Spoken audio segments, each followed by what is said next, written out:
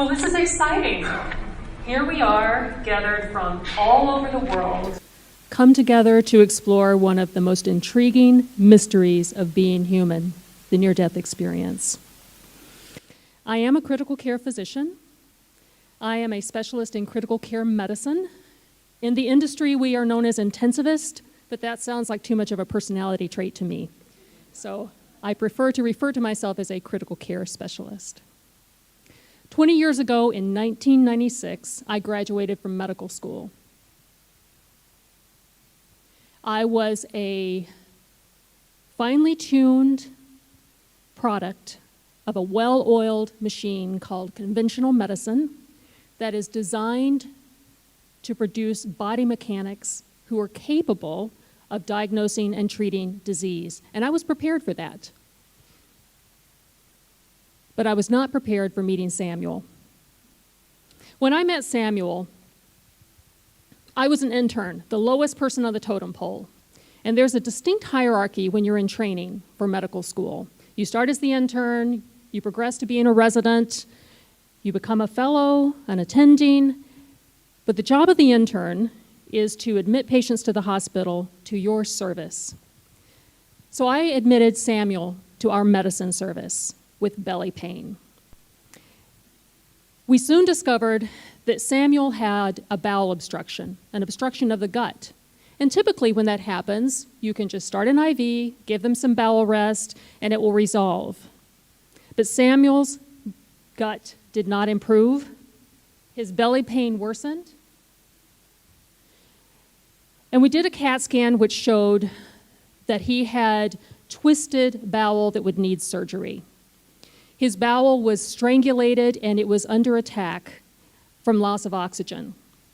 So I went back and told Samuel, hey, this is not just a simple bowel obstruction. You're going to need surgery. And he said, oh no, I will never do that again. Because the last time I did surgery on me, I saw the whole thing. I saw them cut me open. I saw my guts laid out. So you will never do surgery on me again. I didn't know what to say. My immediate thought was, did something go wrong with anesthesia? But then I thought, if something went wrong with anesthesia, he would have felt pain. So I asked him, well, did you feel pain? He said, no, I didn't feel any pain, but I saw everything, so I will never do that again. Being a new intern, I thought, well, I know a lot. I just graduated from medical school, so I know a thing or two, but I don't know everything. So my immediate left brain thought was, this is probably something I haven't heard of yet. It's probably a psychiatric fugue state or some phenomenon that I am just not aware of. So I went to my resident physician and I said, hey, Samuel said he won't do surgery again because the last time he did, he saw his surgery from above. And I will never forget the look the resident gave me. I could see him trying to come up with a response, and he finally said, whatever you tell our attending physician on rounds tomorrow morning, I wouldn't say that. And that was my first introduction into how unsafe it can be to talk about phenomenon that don't neatly fall into our understanding of medicine. But I was confused, and I was intrigued. So I went down to medical records, and back in that day, we didn't have electronic medical records. We barely had computers, and it was still MS-DOS. So I came up with a pile of manila folders, and what I was looking for was the anesthesiologist report, because I knew that the anesthesiology report would record any signs of physiological distress during surgery. And it should be bland. The heart rate should be normal. The blood pressure should be normal. Any signs that you're coming out of consciousness, you'll see agitation. So that's what I was looking for. Because what I knew about surgery, and those of you who are in the room who are involved in the medical field will know that when you go into a surgical arena, the sterile part of the body where the surgery is happening is separated by a curtain. And behind that curtain is the head of the patient, where they're connected to the ventilator, and at the head of the patient, the anesthesiologist sits and records these vital signs. So there's no physical way that Samuel should have been able to see his surgery that he claimed that he did. So when I got to the anesthesiologist's report, it was as bland as I'd expected it to be. Heart rate was normal. Blood pressure was normal. There was no indication that Samuel should have been aware of his surgery. Samuel continued to refuse his surgery. His family supported him in his decision. We made him comfortable, and unfortunately he passed. He died from his disease, and that stuck with me because I thought there's a failure on my part to not be able to completely understand what happened to Samuel, and by not understanding it, I am unable to help him understand a fear that informed his choice to die rather than to undergo a traumatic experience. But I was quickly pulled back into the intense world of left brain medicine. And although Samuel never left me, I was quickly pulled back into completing my training over the next 5 years toward becoming an intensive care physician. And I made an unconscious choice not to pursue it at that time, but it would come back to revisit me 10 years later when I met Kyle. Now, one of the intensive care units that I work in two, one of them is a trauma unit. So anybody who comes in with severe trauma, we take care of them in our intensive care unit. Now, Kyle was very young. He was late 20s and very fit, very sporty, into all of the outdoor activities that many young men of his age group enjoy. And up in my neck of the woods in the upper Midwest, we have a lot of lakes and rivers left over from glacial melt, and they're perfect for outdoor recreation. And on one of these waterways, now there are two versions to this story, our version and Kyle's version. And in our version, based on witnesses, Kyle is parasailing behind a boat on one of these waterways, just really enjoying the lift and the pull, when man brain sets in, as he looks down and sees two bikini-clad women on the hull of a boat. Flirting began. And as he circled back around, one of the ladies on the boat made a bad decision, and she flashed him. Man brain went into overdrive, and he stopped paying attention to his parasail. And unfortunately, he drifted off to the bank near some utility wires and became tangled. He wasn't appropriately harnessed, and he fell. And the utility wires were pretty high up, and so he fell with a lot of force and hit the water, losing heartbeat, losing breath, and he began to sink below the water. And the two ladies were nearest to him became horrified. They became his rescuers. They pulled him out of the boat, and fortunately, out of the water onto the boat, and fortunately for Kyle, one of them was a nurse. She felt that there was no pulse. She began doing CPR. She resuscitated him. She became his rescuer. Kyle's version. I was floating up in the air. I was having a good time when I noticed these two babes hanging out on a boat. I caught some wind, and I started floating up, and I thought, this is great. I've never been this high before. And then I happened to look down and see this guy falling down toward the water, and he was quite a ways up, and I thought, this is not going to be good. And I watched him hit the water, but then the next thing I know, I'm laying on the hull of the boat, staring up into the faces of these two babes, and I feel kind of floaty. And I can only imagine that at this point, Kyle heard celestial music of the Sports Illustrated type. But it was not lost on him. Kyle knew that something unusual had happened, and it transformed him, and he would tell anyone who would listen. He was totally void of the fear of death because he knew that he had been separated from his body. He had watched himself drowned, and he said, I am not afraid to die, especially if it means diving headfirst into a bunch of bikini-clad women. 2 years later, I was called to the ICU at the other campus where I work because Howard was trying to die. He was in cardiac arrest, and when I arrived in the room, they were doing chest compressions and had already started the process of giving medications we know can resuscitate the heart. Howard had been an elective patient for surgery, but unfortunately he was a heavy drinker. And because he started going through very vigorous alcohol withdrawal, we were not able to remove the ventilator and the technologies that we use to support patients right away. Now, one of the things that we know about everyday heavy drinkers is that sometimes magnesium levels can be quite low. And it's not always represented well in the blood work. It can actually be lower than it appears on your labs. But one of the things that can happen with a low magnesium level is that you can have a cardiac arrest. And that's what had happened to Howard.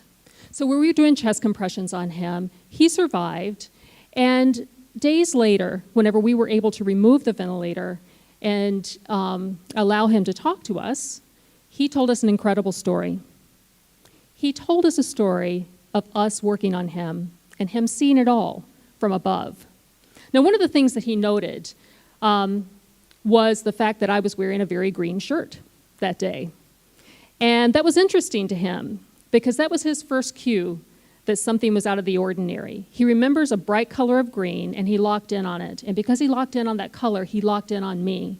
And because he locked in on me, he was able to tell me about me, doing chest compressions on him, giving him medication, and so many incredible details of his resuscitation. He was also able to tell us some of the things that had happened that were kind of humorous. You get the impression watching television that sometimes cardiac resuscitations or the codes that we use to resuscitate people are very hectic and chaotic, and that's typically not the case. In the intensive care unit, and particularly in Howard's case, we had plenty of time to resuscitate him and to give him the magnesium and watch him come back to life. So it was very controlled. And at one point, when I saw that he was stabilizing, I took my stethoscope out of my pocket and prepared to listen to him. Now, the nice thing about lab coats is that they have pockets, and you can put a lot of things in those pockets. And because they're there and it's an opportunity, we do tend to fill them. And I had pens, granola bars, tea bags, along with my stethoscope. So when I pulled my stethoscope out of my pocket, everything came flying out. Everything that was tangled up with it. Pens came flying out, granola bars, tea bags. And Howard told me this. He said, there was so much stuff in that pocket, I thought a frog was going to come out next.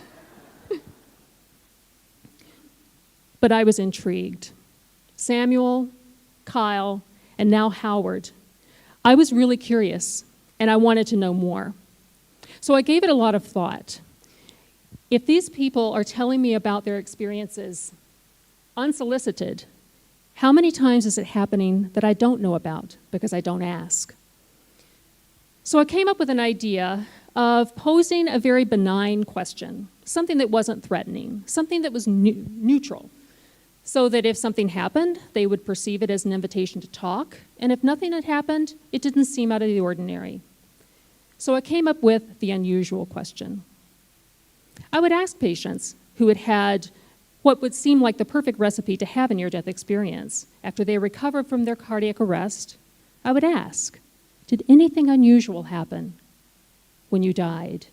Did anything unusual happen whenever you experienced cardiac death, when your heart stopped? The first time I asked that question was to Cora. Cora had come in from her home where her heart had stopped beating, her husband had called 911, and she was resuscitated. And when she had recovered, and I was able to talk with her, I said, did anything unusual happen when you experienced your cardiac arrest? And she said, no, and I was so disappointed. It turns out that Cora was well-versed in near-death experiences. She had read a lot about them. She read a lot about metaphysical phenomenon. So when she woke up and found that she had had a cardiac arrest and nothing had happened, she felt a bit cheated. But we talked about it. And we came to the same conclusion, that perhaps she didn't need the experience. She didn't need that moment where her reality is ripped apart and she's invited to consider other possibilities. The second time I asked that question was to Diane, who, like Cora, had had a cardiac arrest. And when she recovered to the point that I could ask her, Diane, did anything unusual happen when your heart stopped? I could see her face crumple, and she started to sob. And she explained to me how 10 years ago, 10 years before her cardiac arrest, she had actually been in a terrible car accident and had experienced severe head trauma. And after this head trauma, she recalled to her doctors and her family a very detailed near-death experience where she had actually died. She was aware that she had passed. She met a very loving being who told her that she would have to return. And when she returned, one thing that Diane found is that she had some abilities before that she didn't have. She was very intuitive, and she would be able to tell if someone was going to die. She'd be able to tell if someone was going to be in an accident. And she was very vocal about this. But her family was very uncomfortable. It didn't fit their belief system very well at all. And so they put a lot of pressure on her to shut down. Her abilities didn't stop, but her sharing them did. So when she had her cardiac arrest, and I asked her, did anything unusual happen? She told me it had. That she had met with that same benevolent being that she had 10 years earlier. And it was incredibly reassuring to her. But she had fear that this experience that had meant so much to her would not be able to be shared, and that she would have to contain it. So Diane needed the question. She needed me to ask. She needed me to provide a safe space for her to share her experience. I've asked the question a lot over the years. I've asked it so much, in fact, that I'm beginning to wonder if it follows me spontaneously, as an unspoken question that hangs there. I think the energy of it is with me now because I notice more than ever people will spontaneously tell me their experiences without me asking the question. This happened when I met Henry. Henry was a man who had severe emphysema, and he had an attack of his emphysema in his home. His son found him unbreathing, quite dusky, and there was no way to know how long he had been down. And for lack of oxygen, time is brain. And the sooner you can restore oxygen, the greater chance you have of retaining brain function.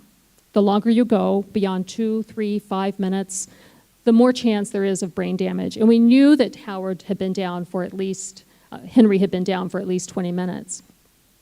But when he was resuscitated, he seemed to be all there. He seemed to be perfectly intact. And when I walked in to see him one day, he spontaneously said to me, "I saw my brother." I was in a very literal state of mind at the time, and my instinct was to turn around and look behind me, thinking that he had seen his brother walked by. He saw my confusion. He said, "No, you don't understand. When I died, I saw my brother." I was all in. I pulled up a chair, sat down beside his bed, and I said, "Tell me." So he shared with me a story of how he and his brother had been incredibly close. And some years earlier, his brother had died tragically and unexpectedly. And he had carried that burden of loneliness and heart sickness of being separated from someone that he loved so dearly.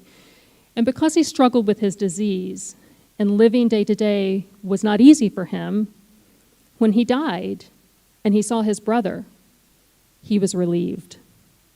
But that relief was short-lived when his brother said, "You can't stay here. You have to go back. You still have work to do." That was very disappointing to Henry that he had to come back. But at the same time, it was very reassuring because he had that transformative moment when he understood that he survives death. Another account where someone spontaneously shared something incredibly rich with me was when I met Chester. Chester was in our cardiac intensive care unit, and he was having a hard time staying in a normal rhythm. We were using our medications, we were using our technology, but every time we would lighten sedation, he would have what we would call a ventricular storm. And his heart would beat out of control. It would not stay in a normal rhythm. This happened to him 4 times. So over the course of his complex hospital stay, he had 4 confirmed cardiac deaths where we would have to shock him multiple times, let him soak in medication to try to restore normal rhythm. When we finally had stability and we were able to wake him up, he told us something incredibly intriguing. It only took one cardiac death for him to realize that he could go out of his body. And he took advantage of that because it was pretty boring laying in bed, as I can imagine. So he told us a very intriguing experience of only being loosely tied to his body in subsequent cardiac arrests. And while he didn't have necessarily a threshold experience of crossing over, seeing a tunnel, a bright light, or connecting with loving beings, he still had this experience of being able, in his perception, to get up and walk around. When he recovered, what he also noted is that he was able to hear conversations over distance, particularly with those with whom he had a very strong heart connection, like his family. He described an incident where his grandson was playing with a toy train in the waiting room that his daughter had purchased for him on that very day. And so when he shared that with his family, they just looked at him with disbelief. There was no way that he could have known about this toy train except to have seen it from outside of his physical body. Because from the moment that he woke up and was telling us that story, he had not left the ICU. Another thing that Chester noted is that he had heightened physical sensory awareness. He was able to see. He didn't need his glasses. He was able to hear. He didn't need his hearing aids. And that was something that was noteworthy to all of us. But that ability to see with such clarity and hear with such perfection slowly faded over about 3 to 4 weeks. And he was trying to hold on to it because it was nice to not be connected to those devices that he was so dependent on for so many years. But the really cool thing is that this experience transformed not only Chester, but his wife and his daughter, and propelled them on a journey to seek answers and to start a very intriguing spiritual exploration. It had served its purpose. You know, usually whenever people have unusual things happen to them during severe illness or trauma, they can usually put 2 and 2 together and figure out, wait a minute, something odd is happening here. I see my body down there. Or something unusual happened. I just saw my grandmother who passed away years ago. They can usually put it together. And that is easier to negotiate with when you're trying to help them understand what happened to them and help them understand what it meant to them. It's a little bit more difficult if something unusual happens and you recognize it, but the patient doesn't. That happened with Carol. Carol was very sick with a process that we call septic shock. And in septic shock, you get a bacterial infection in your bloodstream, and under the burden of the chemicals that the bacteria releases and the chemicals that your body releases in trying to heal this, you can get organ damage. All of your normal body function is essentially taken offline, and you become incredibly dependent on our medications and our technology to keep you alive. But if you can intervene early enough, you usually survive. So we knew that Carol would survive. Every day, there were signs that she was getting better. She had kidney damage. And one of the signs that kidneys are getting better is that they try to get back online and they produce a lot of urine. They kind of overdo it. And so you will have a lot of urine coming into the bag, and that's kind of a sign that, things are probably looking up. When we were finally able to wake Carol up and take her off the ventilator, she was mad. She was furious. She told us, I had to go to the bathroom. I kept trying to tell the nurse I had to go to the bathroom, and she just ignored me. And I know she could hear me because she was standing right there working on the computer on the wall, and every time I said, hey, I have to go to the bathroom, she would just pretend like she didn't hear me. When she turned around and listened to me with her stethoscope, and she was just this far from my face, I said, lady, I have to go to the bathroom, and she ignored me. So I thought to myself, this is Carol speaking, I'll take matters into my own hands and I'll go look for the bathroom myself. So I got out of bed and I started walking around looking for the bathroom, and you apparently don't have any bathrooms here in the ICU. So I asked the secretary, and this is where it got interesting, because the secretary that she described perfectly, who also apparently ignored her request for the bathroom, was not working on the day that Carol woke up. In fact, she only worked part-time, and she had worked 2 days before, the day that Carol happened to be producing a lot of urine. She described Meg as a very petite lady with spiky blonde hair and dark roots. Meg was not working that day. But a Meg apparently ignored her too. So Carol said, I decided to go looking for the bathroom myself. So I went out into the hall, through the hydraulic doors, by the way, and I wanted to ask her, did you open the doors or go through them? But it didn't seem appropriate. Carol looked around for a bathroom, got frustrated, and said, fine, I'll just go back to bed. I'll use the bathroom, and they'll have to clean it up. That's what they get for ignoring me.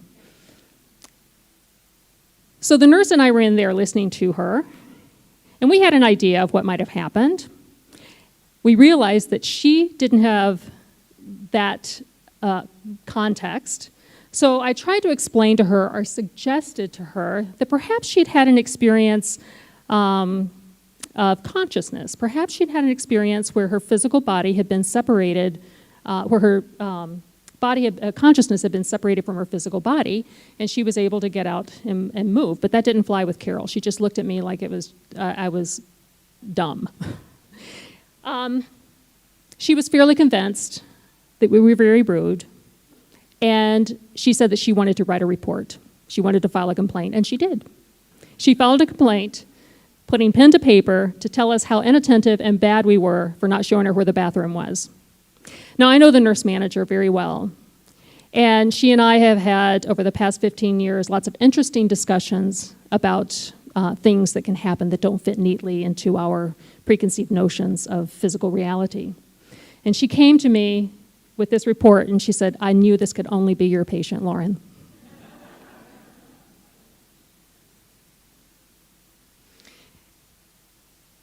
In the medical community, there is still a lot of reserve to embrace the reality that something beyond our physical existence happens. But we also see that resistance with family members. Helen was in a very bad car accident. She was so entangled in her car with broken ankles that she had to be extricated from her car. But Helen tells a story of getting out of her car and walking around the accident scene to check on the other people involved in the accident and make sure they're okay. So she gets out of the car and walks around, and at some point she hears a siren, and she said, well, I better go back to my own car so they can take care of all of us. And she turns around and sees her car and sees herself unconscious in the car, trapped, and unable to get out. Then it hits her. Wait a minute.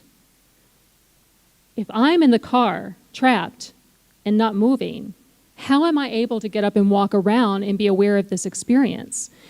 So when she woke up and was taken off the ventilator and able to tell us what happened to her, she was excited. She said, you'll never believe what happened to me. I saw myself in the car. And those of us who are starting to become more aware were really excited. And we were able to share her intrigue and share her joy and share her excitement, but her kids were upset. I saw Helen in follow-up, and her kids came with her to follow up, and I could tell by their body language and facial expressions that they had an agenda. So they told me, my mother's been telling this crazy story of how with broken ankles, she got out of the car and was able to walk around and see herself. Now that didn't happen. So it became clear to me that they wanted me to set her straight about what had happened. What I thought, but I didn't say, is that if you want me to set her straight, you picked the wrong doctor. If you want me to set her straight about something that she believes firmly happened, that you feel didn't happen, I can't do that. So I thought about how I can move forward to help facilitate a conversation that helps this family. Because at that point, it wasn't about me saying, hey, this stuff exists whether you believe in it or not, deal with it. That's not the point, and it doesn't help them. We eventually arrived at a consensus where I said, listen, your mom experienced something that seems very important to her. She can't prove to you that it happened. You can't prove that it didn't happen. So can we agree on a middle ground where we honor her truth and let her keep that experience. And they were okay with that.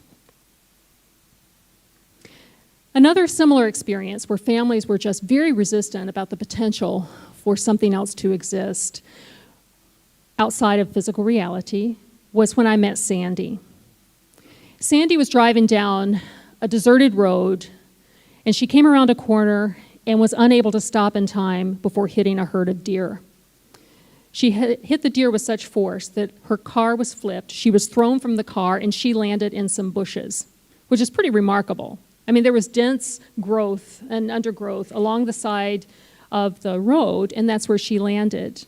Now, what's interesting about Sandy is she didn't completely lose consciousness. She was aware of the process. She was aware of hitting the deer. She remembered being thrown from the car. Usually when someone experiences trauma or due to a severe accident, there tends to be this protective veil of forgetfulness, and most people won't really remember the crash. They'll say, the last thing I remember is hitting the brakes, or the last thing I remember is something coming at me.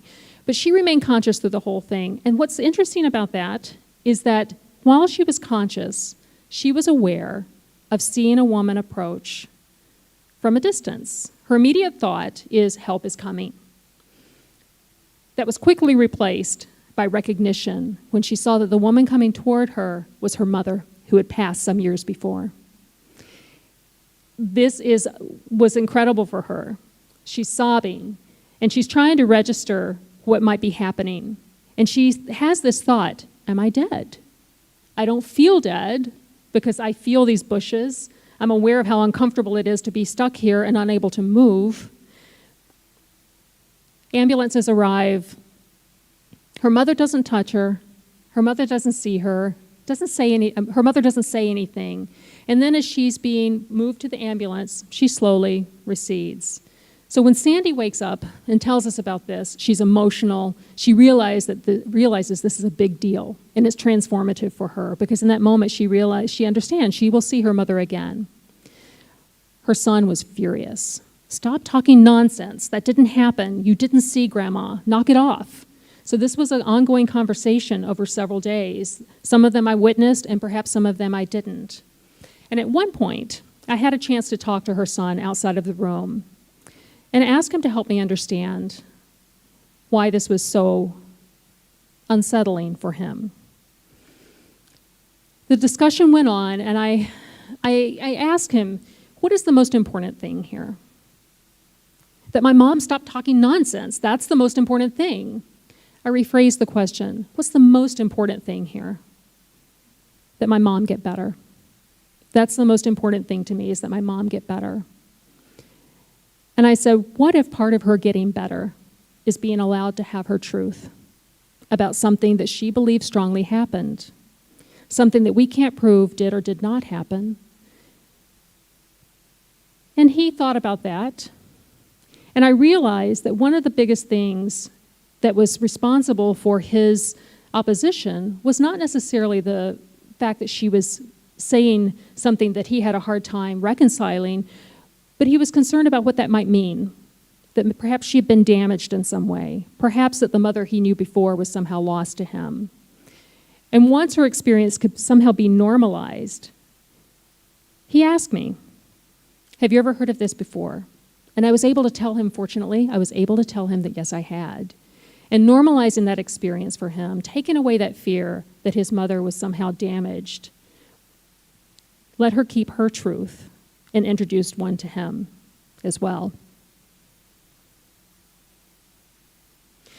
When you're learning a language, the more you speak it, the more fluent you become. And the more fluent you become, the better able you are to recognize novel words and their meaning without knowing what the word means exactly. You can understand the meaning of a new word by the context of the words and sentences around it, and you can understand the new word's meaning sometimes by the intonation of the person and the facial expressions of the person telling you that word. And I sometimes wonder if that's the way it is with near-death experiences and other experiences of consciousness phenomenon along that spectrum. And as we increase our fluency in understanding near-death experiences, how does that open up the door for us to recognize other things that don't fit neatly into our understanding of what's going on, the way that we understand it now? I began to think about this when I met Warren.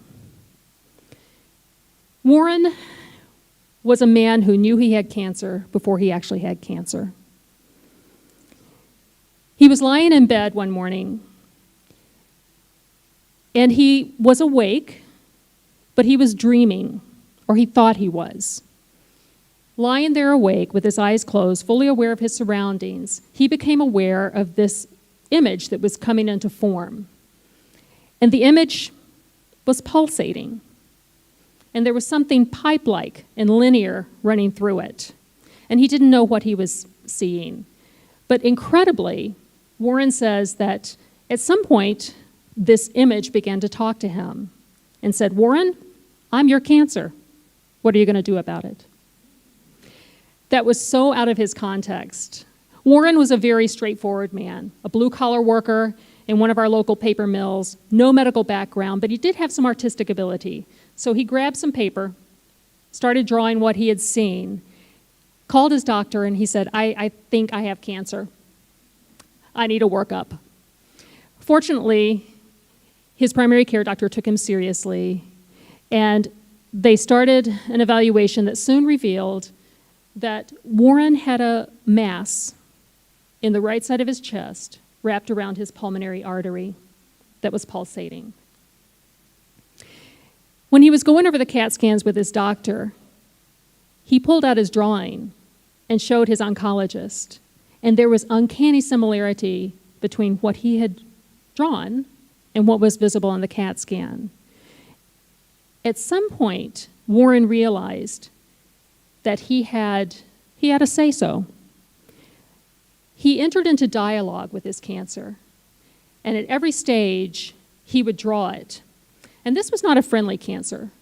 Anyone in this room who has any background in oncology will recognize that when I say large cell lung cancer, that's usually a very quickly fatal disease. It doesn't always respond well to therapy. But in the context of treatment, his cancer did start to shrink.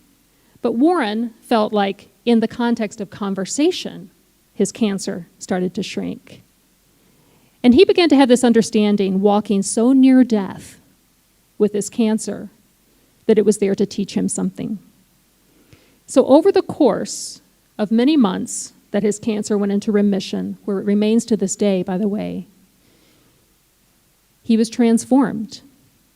He was transformed with the residual effect being some of the takeaways that people experience with spontaneous near-death experiences. He no longer had a fear of death. He had a sense of purpose, altruism, a sense of introspection and connecting to the spiritual part of himself to say, what am I here for? If I survive this, what am I to do?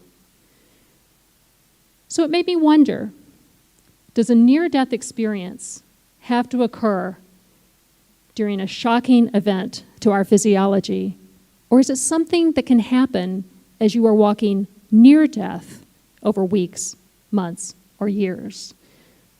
Fluency allows us to answer that question. Fluency in understanding conscious phenomena allows us to be open to the possibility that these transformative events don't necessarily need to happen like that. Warren was transformed from the inside. That transformation continues to exude to the outside and informs how he lives his life. In the medical community, it can sometimes be kind of closed around things that we don't understand, and those of us who are in the medical field live that. And we can understand how it can be unsafe, professionally unsafe, to talk about such phenomenon.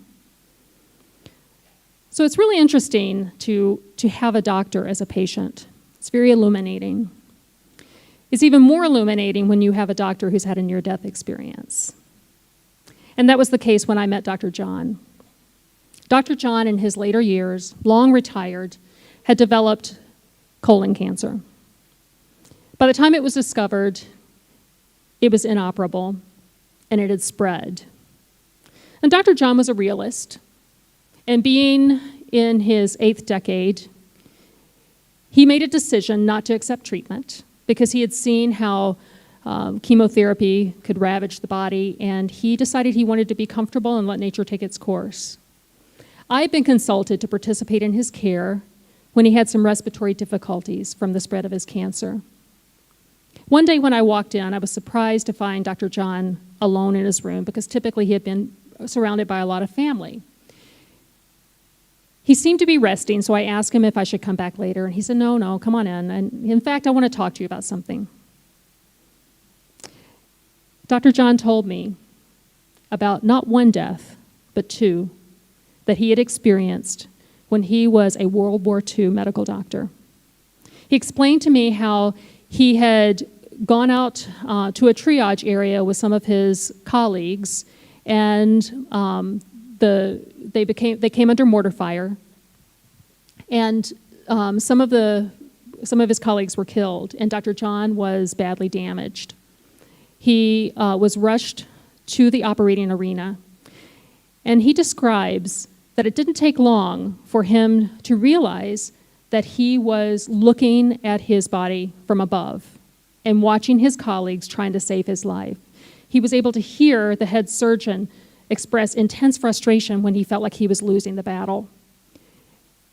He was able to watch them put him back together. And he, in his disembodied state, was confused because this didn't fit what he had been taught. He didn't know if he was dying. He didn't know what was happening. But he described slowly becoming less aware of what was going on with his body below and gradually more aware of this cloud of total peace that enveloped him. He described flashing lights moving all around him, and he just felt totally embraced and loved, at peace, no pain, and total removal of the fear of death.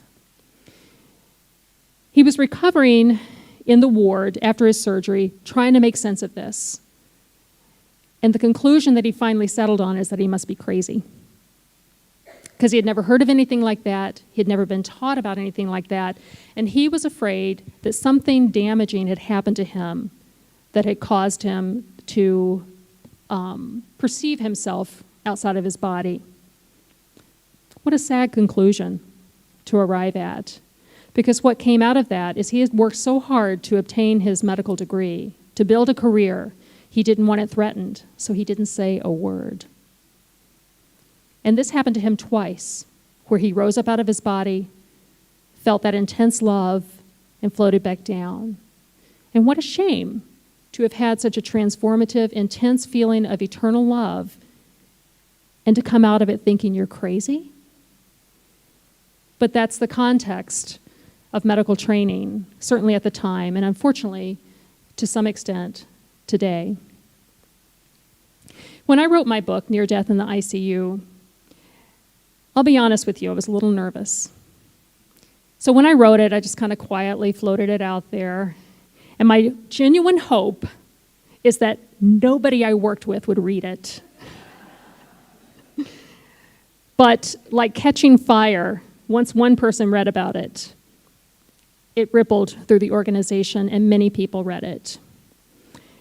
One of our doctors, who is an imposing figure, has a very strong personality, found me in the ICU one day, and he's standing there blocking the entryway to the alcove where I work, and deadpanned, "I read your book."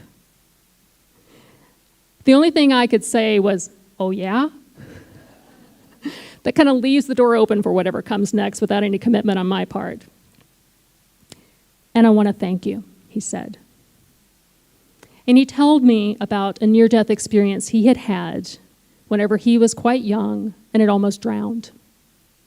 He told about feeling himself sink to the bottom and beyond the fear, totally letting go and rising up and being able to see his body. And then he remembers being on the shoreline, being resuscitated. And he said, "I've never felt comfortable talking about it because I didn't feel safe." And so he thanked me for having the courage to say something. So after my initial response of writing a book that I felt like my soul demanded, and that feeling of, I want to write it, but I don't want anybody to read it, all went away. When I saw that this man that we all know and respect, it would be the last person that I would think would come forward and share something like that. It meant so much to me, but it also told me that perhaps medical transformation is an inside job. Perhaps it's a conversation that we need to be having at the bedside with our colleagues that slowly transforms how we view medicine.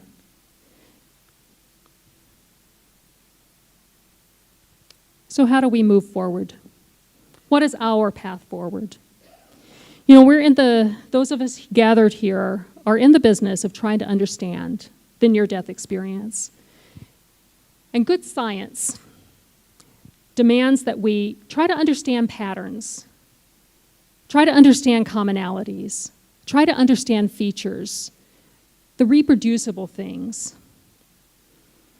But the danger with that comes when we try to over-categorize and over-homogenize an experience that is so uniquely human, because none of us are alike. We're all unique. You and I could go to a theater together. We could see two different movies, even though we're sitting right beside each other, staring at the same screen. Not because of what the movie is, but because of who we are. Because of all of our history, all of our personality, our unique makeup that makes us us and allows us to perceive the very same thing in a different way. So individualized.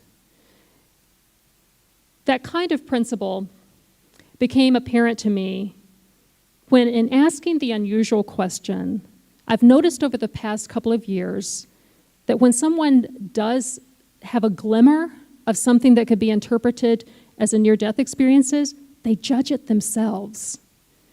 When I say, did anything unusual happen? Sometimes patients will say, well, I only felt like a sense of universal love and peace, and death was removed, fear of death. But I didn't have the white light experience. I didn't go through a tunnel. There was no life review, so no, I didn't have a near-death experience. That's unfortunate. It's exciting that the conversation is reaching the level of public awareness. But what we need to avoid is dogmatizing the experience so that those who do have it qualify their own experience in such a way that diminishes their ability to take the most important thing from it, and that is that experience of total transformation from something that happened. So my response to that is, I, as your doctor, am telling you, you clinically died. You, as a patient, are telling me you had this amazing experience of unconditional love and the removal of fear of death. You, my friend, had a near-death experience. So as we move forward, all of us, the invitation is to continue to be intellectually critical, to understand the phenomenon, but to have an open heart to the possibility that the near-death experience, the out-of-body experience during severe physical stress, and everything else that we have yet to learn about is all possible, because we don't know the whole story yet. Thank you.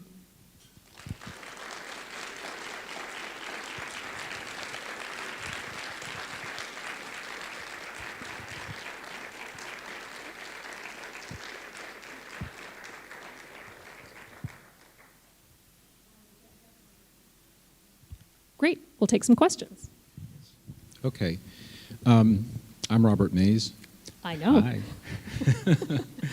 Hi. I wonder if you could share the story of the cancer patient and her son, who she didn't want to have visit her in the hospital. Sure, I'd be happy to. Speaking of being open, to all of the possibilities along the spectrum of consciousness. What Robert's referring to is a patient who was dying that didn't want to have contact with her son, who many years earlier had caused her and her husband tremendous pain. He had done something to them financially that left them relatively devastated, and it caused a rift in their relationship. When she was dying, her son wanted reconciliation, but she didn't. And he was sitting in a bar near the hospital, devastated that his mother wouldn't visit him. And he looks up and sees his mother in the bar. The only problem is that his mother at this point in her disease is so emaciated and weak from her cancer that she can't walk. And the bar was crowded, and whenever the path cleared, she wasn't there again. Unfortunately, she passed away without that reconciliation. But the takeaway is that the power of that moment, of him seeing his mother there, though not physically there, is that he and his siblings were able to talk about it and have a transformative experience around that offered healing, and suggested to him that even though she wasn't in her physical body, that there was the potential for them to have some healing on another level. Is that the story you're talking about? And my name is Marjorie Willicott, and I'm a neuroscientist who is now interested in near-death experiences. Great. And I think my question is that I loved all of the stories that you told us, and I'm also very much intrigued by the research people are beginning to do, really prospectively looking at what we can say about this scientifically, to really ask those questions you're talking about. Is this real? Are there two really different realities, or can we make it into one integrated reality? So are you doing anything like that right now? And can you say a little bit more about that? Because I think it's true that it's not just NDEs, but it's also, for example, cancer and other events like that, that I feel we need to be looking at as well to try to really bring a new integration into our understanding of consciousness. I'm not a scientist, I'm an observer. And I'm involved in 100% in patient care and to some extent administration. I'm the medical director of our ICUs. And to answer your question, my involvement in near-death experiences focuses very much on the relationship between patients and their caregivers. And I emphasize that we recognize that something unusual is happening, but is it that thing that's the most important thing here, or is it how we respond around it? What value do we offer the patient for that life-changing event that they had?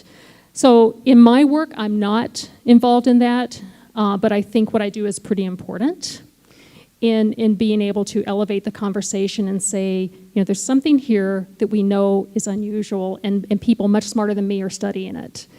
But what we can take away, what I can offer, is to say, let's respect your experience and help you get as much out of it as you can to integrate it into you to help heal you. Thank you. Thank you. Hi, I'm Lee Whitting. I'm a chaplain at a hospital. I work with in the ICU and with trauma patients and palliative care. And like you, I always ask when someone's coded. My question is always, well, did you see anything when you were on the other side? Which, as a chaplain, I can get away with. Yes. I'm wondering, in your hospital or in your work, have you found support from the chaplaincy? And also, have you dialogued with many of the other doctors about this? I know the one who appreciated your book so much because he'd had an experience, but I find still many doctors doubt that this is a reality. We have a strong relationship with our chaplains, and our chaplains, like you, are very present in the trauma unit. And actually, they do talk amongst themselves about it. I was surprised the richness of the dialogue that our chaplains have that was going on without me being a part of it, because there is a perception that we distance ourselves from it. But now that the word is out, we do talk a lot about it. In fact, one of our chaplains who no longer works with us was in finance as a career, had a near-death experience, and became a hospital chaplain. Excellent. And as far as conversations with colleagues, I didn't lose my job when I wrote the book. In fact, the first thing that happened is I became medical director after I wrote the book. So I took that as a positive sign that trust was still there and that had not been fractured. So my hope is that I can continue that conversation with my fellow physicians, nurse practitioners, nurses. Good. Thank you. Hello, my name is Kimberly Clark Sharp. I just came up here to say, yay you. In 1977, working as an intensive care unit social worker, I found a shoe on a ledge described by a patient who was undergoing resuscitation at the time, and spent until I found ions in utter aloneness with a magnificent story and a shoe in my hand that's in our garage to this day. So I just want to say welcome to the fold. It's wonderful. It's terrific to meet you. I still think you're brave, even though you got promoted to director, and God bless you. Thank you.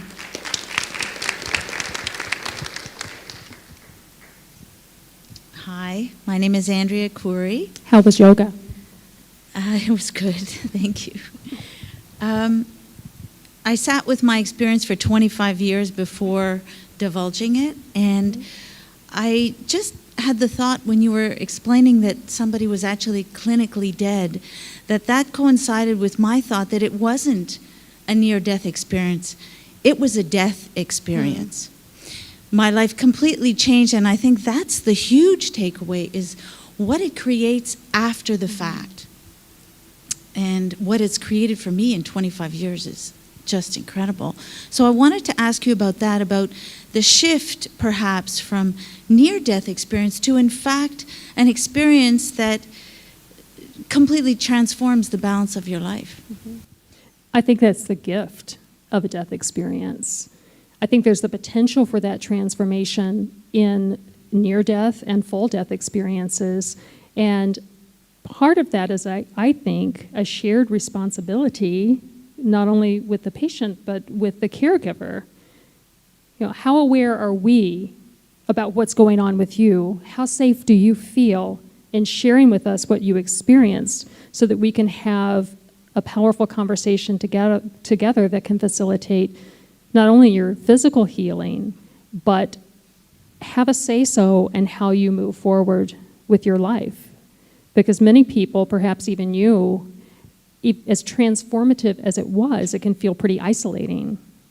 And I don't know if that's what some patients share with me.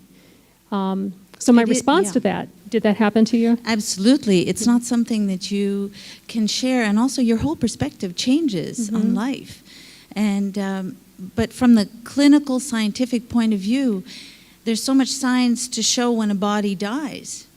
So that if we could accept that, in fact, it is a death experience, imagine how it just changes the perspective of it. To me, anyway, it just completely, what was explained to me afterwards is that it was a lot simpler for me to die, and then for me to come back into the same body with all these givens, but be a completely different human being so that I could then really carry on the work I was supposed to do. That's how it was explained to me. Sounds like a pretty good explanation. Yeah. Thank you.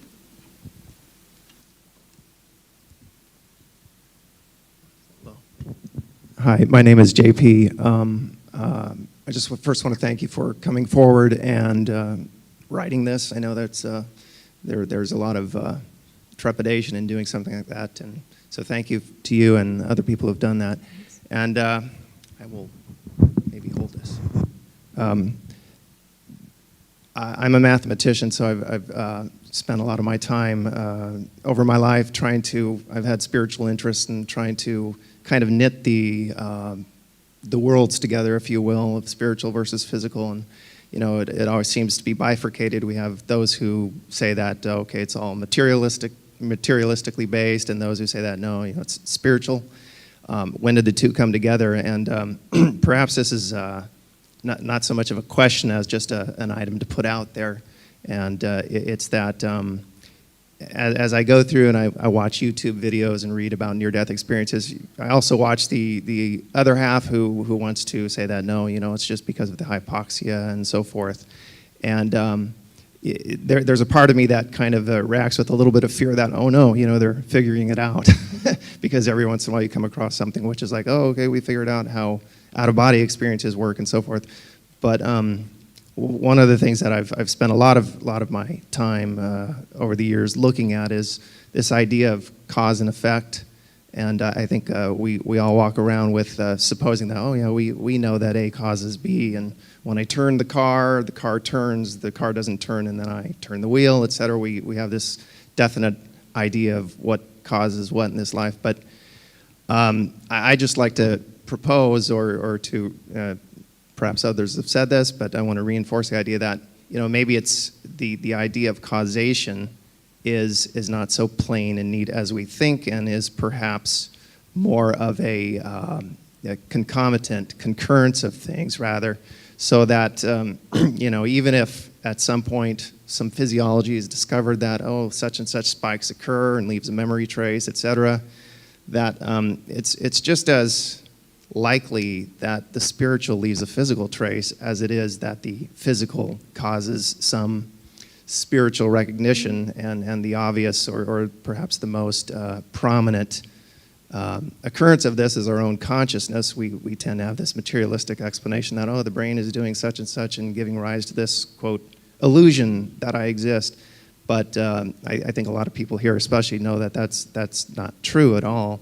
So it's just an idea, not necessarily a question that, well, even if they, quote, figure it out, that's really not figuring it out. It's just a tying of the two ends together. And again, the spiritual leaves a trace in the physical, just as certainly as the physical can leave a trace in the spiritual. So just want to leave that out there, and free to comment as you wish. I would like to comment. I do wish. Okay. I hope we do figure it out. And I think that if we figure it out, there's still the opportunity for it not to take away the magic and the transformative power of that experience, because in as much as we think it may be a spiritual experience, and probably is, it's also a human experience. And in the same way that we now understand the miracle of conception and birth, and we're still blown away by it every single time, there's the potential for, with our growing understanding of consciousness phenomenon, that we can still hold that same awe, and it can still hold that potential. Understanding a phenomena shouldn't rob us of that ability to let it change us and transform us. I think we don't have the science yet to fully understand what's going on. And so the tendency is to try to cram it into the science that we do know and try to fit it neatly into things that we do understand. And I think that too is a human experience, is a human instinct, things that kind of fall out of the scaffolding of what we understand and what gives us context. If something's out of context, we try to grab it and incorporate it into what does give us context so that we can make sense of it. Because our instinct is, if we see something we don't understand, we struggle to make sense of it. But perhaps we don't have the science. Perhaps we don't even have the capacity in these bodies to understand what really goes on. We might not have the brain for it. But if we do figure it out, I don't think that necessarily means that we can let it rob the mystery for us and the ability to be transformed by it. That's my comment. Thank you very much. Thanks. Thank you, Doctor, very much. I'm a recovering mathematician as with training in military science and theology. Having had multiple near-death experiences, and you described my own very well, and I come to you now as a hospice minister turned funeral director, looking for what message we experiencers can bring to the healthcare profession.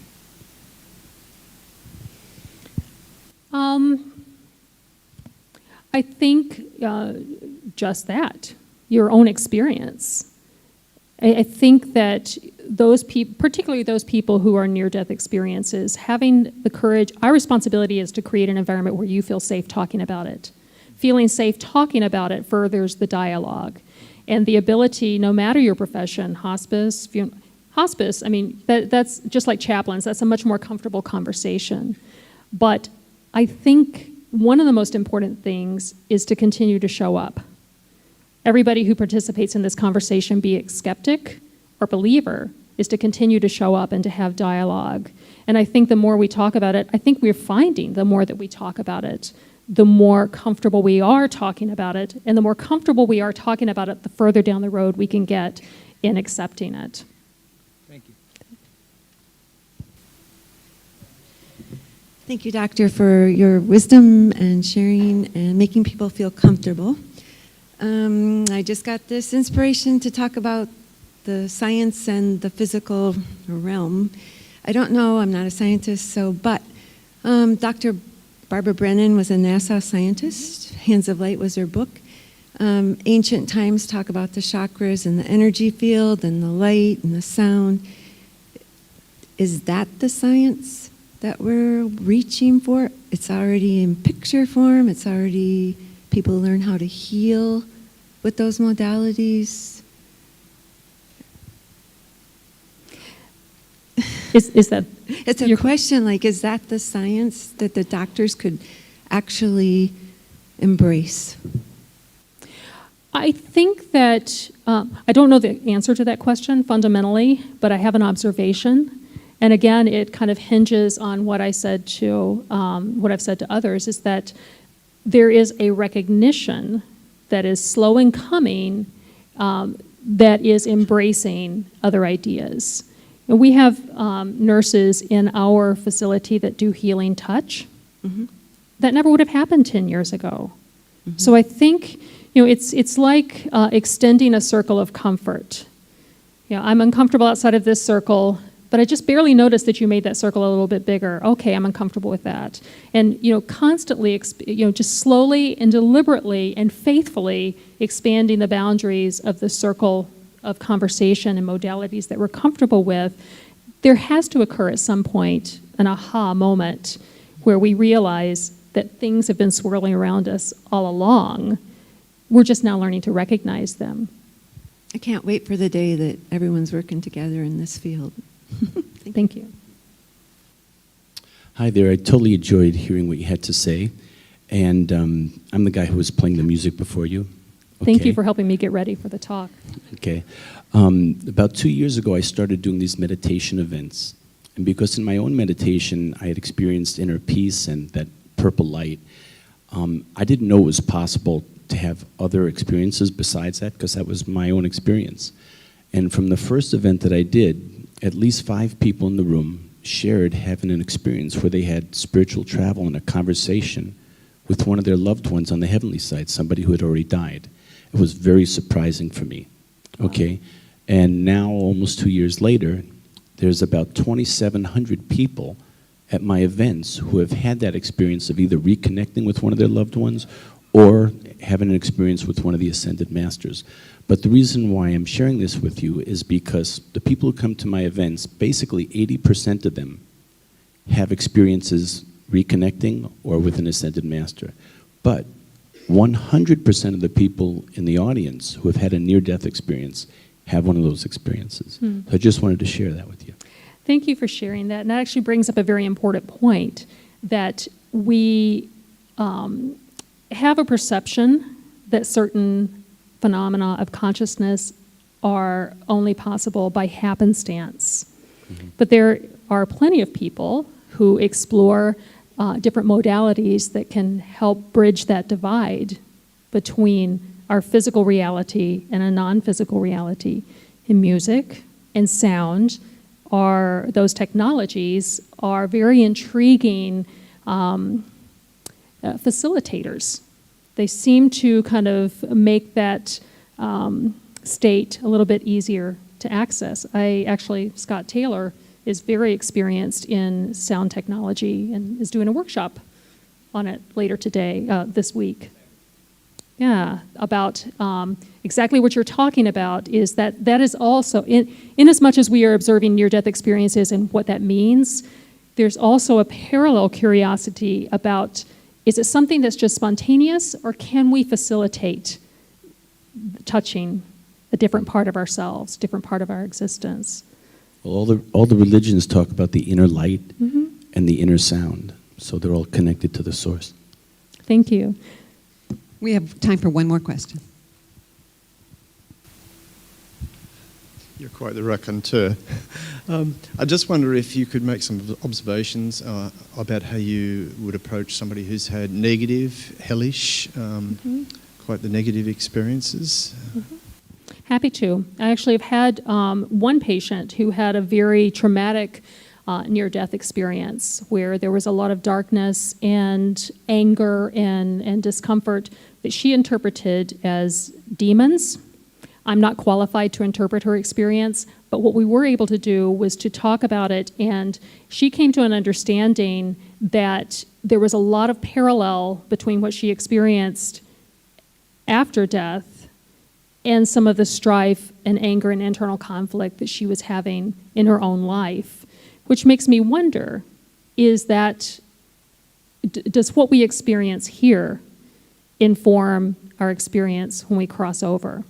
So I feel woefully unqualified to interpret any of these experiences, but that was my question coming away from talking with her about her negative experience, is that something that we participate in creating?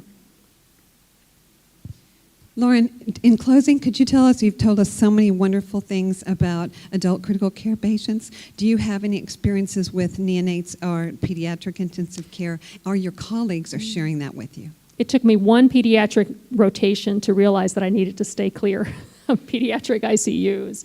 I have incredible respect for people who deal with these tender lives and are able to navigate the emotions of that. I don't have experience with children. We do have an intensive care unit for neonates, for children on our campus, but wisely they don't let me in there. My experience is with adult patients. Ladies and gentlemen, can I ask you to thank Dr. Laurin Bellg for what she shared with us?